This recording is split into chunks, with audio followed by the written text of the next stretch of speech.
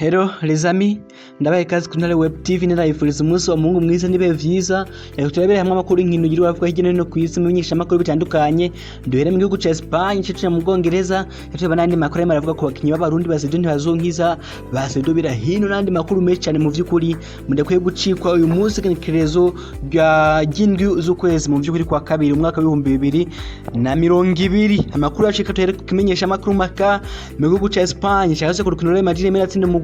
wa Huesca bisindo biri muri kimi itubwira ati Real Madrid mu vyukuri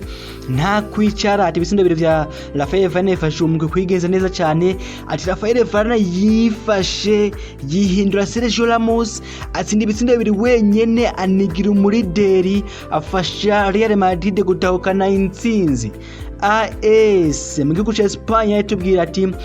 Varane mu vyukuri afise agaciro ati Real Madrid mu vyukuri bandanije mu vyukuri mu rugamba rwo kurondera La Liga y'uyu mwaka nyuma yo kwikura imbere ya Huesca nyuma yaho ari batewe gutsindwa igitsindo ca mbere ariko Varane akaza gutsindamwo ibitsindo bibiri agatuma umugwi wigenza neza cyane. Mundo Deportivo itubwira ati nta guhagarara kuri Barcelona ikaba yagarutse ku rukino mu vyukuri za kuza Barcelona no mu Real Betis umusigaye cy'isaha zine z'ijoro. Itubwira ati nyuma yo gukora comeback iteye ubwoba ku rukino rwa Granada muri Copa del Rey ati umugwi uri muri arondi intsinzi ya gatatu yikurikiranya muri La Liga ati nta bwoba bafise bashaka gushira pressure kuri Atletico Madrid ati Sergio Deste, Clément Lenglet na Ousmane Dembélé bose baza kugaruka mu bakinyi baza gutangura mu kibuga mu vyukuri bigenza neza barabukuntu bose ni mu Real Betis nabo bakaguma muri course ya La Liga y'uyu mwaka. Ngimenyesha amakuru sport mu gihugu ca Espagne chikatonye kitubwira kiti nukugwanira iki gikombe ati Barcelona nta wundi mugambi ifise atari wo gutsinda Real Betis ikagoma mu vyukuri muri course yo gutwara La Liga y'umwaka. Bakina tubwira yuko Varane yarokuye Zinedine Zidane, bakina twibutsa yuko Sergio Ramos yari yabazwe kukuguru mu vyukuri kwiwe kukubamfu kwivi ngo yashobora kumara hanze indwi zishika 6 adakina umupira w'amaguru urumva ko ari kago kuri Real Madrid.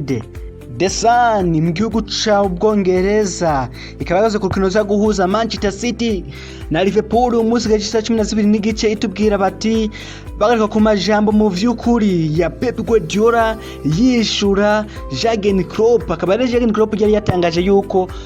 byumvikana ko Man City nyine iri muri igenze neza kubera ko rose akaruko kindwi zibiri kubera bari barayihagaritse kubera ibintu vya COVID-19. Akaba ari Pep Guardiola yamwishira mubwira ati nta gwitwazo ufise nta buruko twigeze turonka mu vyukuri. Aba nikimenyesha makuru cyo nyine mu gihugu c'Ubwongereza byose ariho vyagebeka mu vyukuri kwiyo game za guhuza Manchester City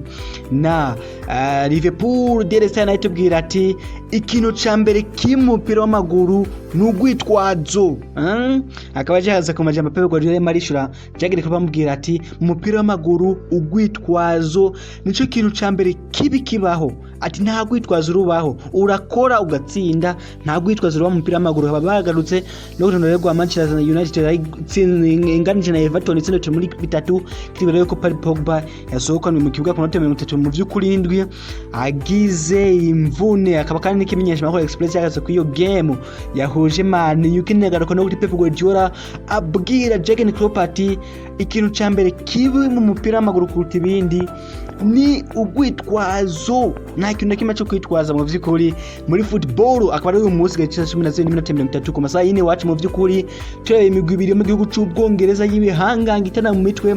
tuvuga tuti nindagiye kwikura mu vy'ukuri imbere y'uwundi. Dusubiye hagati mu gihugu ca Espagne ikimenyesha makuru Estadio Deportivo kwana cyagarutse no kuri Sevilla yemera tsinda umugwi wa Getafe ibitsindo 3 mu busa mu vy'ukuri kitibira kiti Sevilla yazutse ikaba rero Sevilla cifata kibanza ca gatatu mu gihe FC Barcelona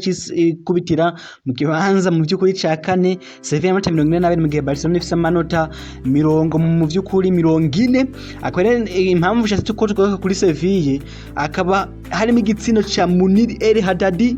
n'igitsino cha Yusuf Ernest. Aba bapeti n'abanyamaroki n'abakinyi mu vy'ukuri bagiye guhana intamba mu rugamba mu kwezi kuza kwa gatatu. Baramvuga ati mu vy'ukuri aba bagabo nabo kwitondera. Abarenda bibazo yuko ni Yusuf Ernest ariwe yatowe nk'umukinyi w'ukwezi muri La Liga nyuma gutsinda hat-trick zibiri. Tuvuga tuti nakazi katoroshe mu vy'ukuri kuba myugero b'intamba mu rugamba na Muniredede muri bwa yuko aheruka kwemerwa gukinira Maroc tuvuga tuti mu vy'ukuri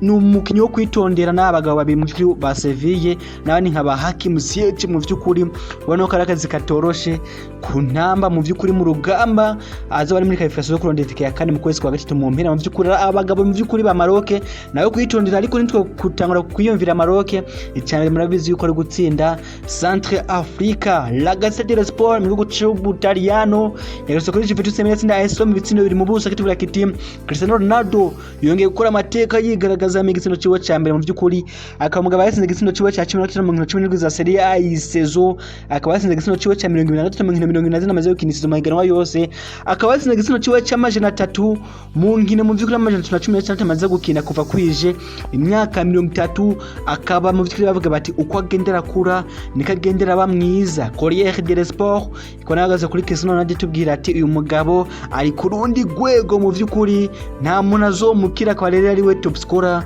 mu gihugu c'Ubutaliyano record mu gihugu c'wa Portugal naye kaba yamukeje tubwira ati Cristiano Ronaldo mu vy'ukuri umugabo wacu abana kwigenza neza cyane abananye gukura amateka nyuma yo kumukinyi wa mbere mu gusina ibitsindo vyinshi mu mateka y'umupira w'amaguru yongeye kuri andi mateka agenda arigenza neza cyane uyu mugabo ni urundi rwego canke ni next level. Ngugu cha Tanzania Sport Extra kaba yagarutse kuri game itoroshe iza guhuza umugwi wa Simba na Azam uyu munsi gace saa 10 z'umutaga mu masaha yo muri Tanzania saa 9 masaha yo ngahi wacu kwa mu vy'ukuri batubwira bati ni game itoroshe hagati ya Didier Gomez Daluza umugabo mu vy'ukuri na aheruka guhabwa akazi ko kumenyereza umugwi wa Simba batubwira bati afise akazi kadishe ko kwivana imbere ya Azam akaba rero banagarutse no kuri game no kuri Fisto Abdulrazak banagaruka no kuri game yarayihuje umugwi wa Young Africans n'umugwi wa African Sports Club akaba rero Yanga rwarukino rwa kivandimwe bakinye n'uwo mugwi akaba vyarangiye umugwi wa Young Africans utsinzwe igitsinde kimwe mu busa byari ibitangaro mu gihugu ca Tanzania mu vy'ukuri n'ibintu abantu batibaza akaba ariyo game yabo ya mbere batsinzwe yisezo mu mahiganwa yose haba muri VPL haba muri za kombe la mapinduzi mu mahiganwa yose bagiye baracamwo n'inkino za kivandimwe zose akaba ariyo game ya mbere Cedric Kaze atsinzwe nk'umumenyereza wa Young Africans mu vy'ukuri akaba ari mu vy'ukuri abantu ubona uko bitoroshe mu vy'ukuri akaba ari Fisto Abdulrazak yari yakinye urukino rwe rwa mbere mu Young Africans akaba ari bitamuhiriye aho yakinye inota mu vy'ukuri atari mike akaba yatanguye game ariko biza mu vy'ukuri kwanka mu Young birangiye utsinzwe igitsina cinje ku munota wa 72 cinjijwe mu vy'ukuri n'abasore n'umusore w'umugwi wa African Sport Club akaba mu vy'ukuri iyindi nkuru yo kumenya Sejo ntibazonkiza akaba atari ko bakinyi 18 bahamaguye gukina urwo rukino abantu bareba kibaza impamvu atashizwe ko nuko urwo rwa kivandimwe goroshe bavuga ati tumwigire izindi nkino zikomeye ni kubera iki akora rero n'amakuru avuga yuko ashobora kuba afise akantu k'akavune ariyo mpamvu yabatagaragaye ku iyo game ya Young Africans na African Sport Club kandi vy'ukuri nyimba vyo barivyo mu vy'ukuri afise akantu k'imvune tumwifuriza gukira mu vy'ukuri agaruka muri forme tuvuga tuti tukwitegeza kwibitangaza mu kwezi kwa gatatu mu kurondera qualification z'igikombe ca Afrika tugerere ko abo bakinyi b'abarundi akaba undi mukinyi birimwe biranka ariko izigenzwe n'ama mu rugamba Sadio Birahino uyu mugabo ku munsi wa gatatu ngira wa kabiri nkuko niyo mugwi wa Royal Charles wa Sporting Club wo mu gihugu ca Belgique wakina game yabo yo mu gikombe c'ububirigi akaba bakinye mu gwa Gent banawutsinda akaba mugabo Sadio Birahino atagaragaye ku bakinyi 18 bahamagawe gukina urwo rukino aje basi no kuri bench akaba no ku munsi weje barashize hanze bakinyi bazokoresha kuri game y'uyu munsi baza guhura n'umugwi wa Ziti wa game usanzwe ari wo muvyeyi wa Sadio Birahino akaba kandi umugabo atashizwe ku rutonde rw'abakinyi 18 baza gukina urwo rukino sinabashije gusuzuma neza amategeko yuko ndabe yuko umugwi waratije umukinyi atemerewe guhura nawo bakinye kuba Ziti wa game n'uwo mugwi wa Birahino sinasuzumye mu gihugu c'ububirigi ndabe yuko umugwi waragutije utemerewe guhura nawo ariko turazi yuko mu yandi mahiganwa nko muri La Liga hose maguma muhura ariko nagenda soma mu commentaire y'abafana b'umugwi mu vy'ukuri uwo mugwi bamwe bavuga ati Berahino arihe bisigura yuko uba wemerewe gukina akamuvira abantu twibaza ikintu kitagenda neza kuri Sergio Berahino mu gihe hasigaye ukwezi n'iminsi mike kugira game zo kurondera igikombe cya Afrika zitangure zongere zibandanye urukino rwa Central Africa no rwa Maroc tuvuga tuti nikiye kintu kitagenda kuri Sergio Berahino inkino zibiri ategereje mu K18 yaramaze gukina inkino zirenga 10 amaze gutsinda ibitsindo bibiri bamvye ko umugabo cyane biragenda neza tumutera intege ni mu professionnel na warabizi ni mu buzima busanzwe no kubimeza habaho kuduga no kumanuka tumwifuriza n'amahigo mu by'ukuri tumubwira ati ni gukora cyane twanga kumubona muri forme twanga kubona mu by'ukuri Sergio Berahino wanyawe tuzi wa 2014 2015 guys tumeze nk'abaca muri transfer za BBC kwareka tubwira yuko AS ivuga ko Kylian Mbappe ashobora kongereza amasezerano y'imyaka 2 muri Paris Saint-Germain akarindira ko ubutunzi bwa Real Madrid bwo kongera kuduga mu myaka nk'ibiri akaba ariho uwo mugwi wo cumusinyisha naho AS bivuga uko Marca yitubwira yuko umugwi wa Real Madrid urindiriye ko Paris Saint-Germain isinyisha Leo Messi. Paris Saint-Germain kazomusinyisha hazo hari amahirwe yuko Kylian Mbappe azuciye muri Real Madrid kuko FIFA ntizobemerera gutunga Mbappe, Neymar na Messi mu mugwi umwe. Akaba Madrid ivuga ati imani dufashe Paris Saint-Germain musinyishe Leo Messi twebwe tuzoca twirabira uyu muntu twitorera umwana mu vy'ukuri. Kylian Mbappe naho mbana muri iyi minsi mu vy'ukuri